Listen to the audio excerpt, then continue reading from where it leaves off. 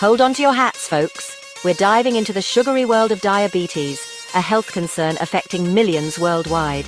It's like a party in your bloodstream, but the guest of honor, sugar, is getting a little too comfortable. Now I know what you're thinking. Diabetes? That's for folks who can't resist a whole cake, right? Well, hold your horses. It's not quite as simple as that. While sugar plays a role, it's more of a supporting actor in this drama than the leading villain. The truth is, diabetes is a complex metabolic disorder, and understanding its relationship with sugar is crucial for prevention and management. So buckle up, Buttercup, as we debunk myths, unravel truths, and arm ourselves with the knowledge to outsmart this sweet menace. Let's break it down, shall we? Have you ever wondered what happens inside your body when you eat something sweet or starchy? It's a fascinating process that involves a lot of teamwork between different parts of your body. So let's dive in and explore this incredible journey of sugar. Imagine your cells are like locked rooms hungry for sugar, their favorite fuel. These cells are constantly on the lookout for sugar to keep them energized and functioning properly. But how does the sugar get inside these locked rooms? This is where insulin comes into play. Insulin is a hormone produced by your pancreas, a small but mighty organ located behind your stomach. Think of insulin as a key that unlocks the doors to these rooms, allowing sugar to enter and provide the much-needed energy. When you eat, your pancreas gets to work, producing insulin and sending it out into your bloodstream. The insulin then travels to your cells and unlocks the doors, letting the sugar in.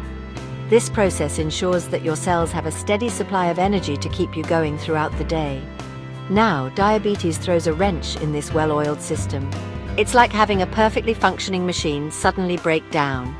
There are two main types of diabetes, and each affects the body in different ways. In type 1 diabetes, the body's immune system mistakenly attacks the pancreas, impairing insulin production. It's like losing your key altogether. Those doors stay locked and sugar builds up in the bloodstream. Without insulin, the sugar has no way to enter the cells, leading to high levels of sugar in the blood. This can cause a range of health issues if not managed properly, and sugar builds up in the bloodstream, causing all sorts of problems. This excess sugar can damage blood vessels, nerves, and organs over time, leading to serious complications. Type 2 diabetes, the most common form, is a different story. Here, the body becomes resistant to insulin, as if the locks are rusty and the key struggles to turn. This means that even though insulin is present, it can't do its job effectively. Over time, the pancreas may even tire of producing enough keys. This combination of insulin resistance and decreased insulin production leads to high blood sugar levels. The result? You guessed it.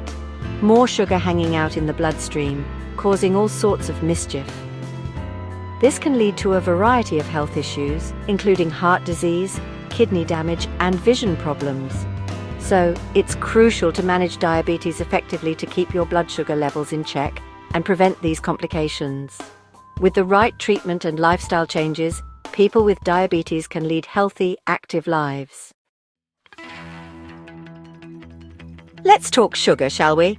Sugar is everywhere, from the obvious sweets and desserts to the hidden sugars in sauces, bread, and even some savory snacks. It's a staple in our diets, but is it really our friend or more of a foe? Not all sugars are created equal. There are natural sugars, which occur in whole foods like fruits and vegetables. And then there are refined sugars, which are processed and added to foods to enhance flavor and shelf life.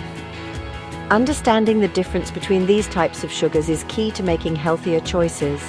Natural sugars come with fiber, vitamins, and minerals, which help our bodies process them more efficiently.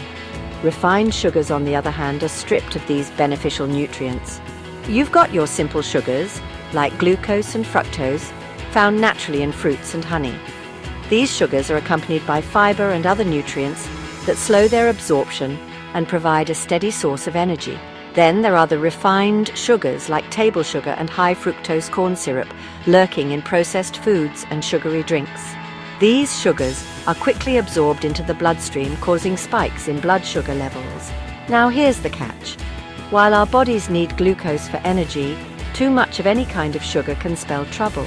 Our bodies are designed to handle small amounts of sugar, but excessive intake can lead to a host of health issues. It's like inviting a bunch of rowdy guests to a party. A few can liven things up, but a whole crowd can quickly get out of control. When we consume too much sugar, it can overwhelm our system, leading to energy crashes and cravings for more sugar. Excessive sugar intake, especially the refined kind, can lead to weight gain, increasing the risk of insulin resistance and type 2 diabetes. This happens because our bodies start to store the excess sugar as fat, particularly around the abdomen. It's like overfeeding your cells with sugar, making them lazy and less responsive to insulin's call. Over time, this can lead to chronic conditions like metabolic syndrome and cardiovascular disease. So while sugar can be a delightful treat, it's important to consume it mindfully and in moderation. Remember our key analogy. Insulin is the VIP backstage pass, granting sugar entry into our cells for energy production. But here's the twist. When we overload our system with sugar, especially the refined kind, things get sticky. Imagine your cells are bouncers at a club, and sugar molecules are eager partygoers. With moderate sugar intake, insulin smoothly ushers sugar into the cells. But when a constant stream of sugar shows up, the bouncers get overwhelmed and the entry process slows down. This is insulin resistance in action, folks. Our cells become less responsive to insulin, and sugar starts piling up in the bloodstream like concertgoers stuck in a queue. Over time, this can lead to type 2 diabetes, where the pancreas struggles to keep up with the demand for insulin. Insulin resistance is like a stubborn mule. It's a condition where your cells decide to play hard to get with insulin, refusing to open the doors for sugar to enter. And guess what? Excess weight, especially belly fat, is a major culprit behind this cellular standoff. Think of it this way. Fat cells are like jealous neighbors, constantly whispering negativity about insulin to your muscle and liver cells. The more fat cells you have, the louder their whispers become, eventually convincing your other cells to ignore insulin's pleas. The result? Sugar builds up in your bloodstream, leading to a spike in blood sugar levels. Over time, this can damage blood vessels and increase the risk of heart disease, stroke, and other serious health problems. So it's time to show those fat cells who's boss.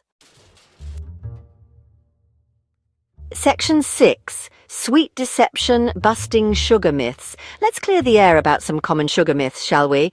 Sugar has been a hot topic for years, and it's time we separate fact from fiction. First of all, sugar doesn't directly cause diabetes. This is a common misconception. Diabetes is a complex condition influenced by various factors. It's not like you sprinkle sugar on your cereal and bam, you've got diabetes. The reality is far more nuanced. It's a tad more complex than that. Diabetes risk factors include genetics, poor diet, and lack of exercise, among others. Think of it as a game of Jenga. Each block represents a different risk factor. Sugar is one block that, when piled on top of other risk factors like genetics, poor diet, and lack of exercise, can contribute to the tower's instability. But it's not the sole culprit. Remove the sugar block and the tower might still stand. This illustrates that while sugar is a factor, it's not the only one. Another myth is that all sugar is bad. This is simply not true. The type of sugar and its source matter significantly. While it's true that refined sugar offers little nutritional value, it's important to understand the difference between refined sugars and natural sugars. Natural sugars found in fruits, vegetables, and dairy products come packaged with vitamins, minerals, and fiber, which are beneficial for our health, making them part of a healthy diet.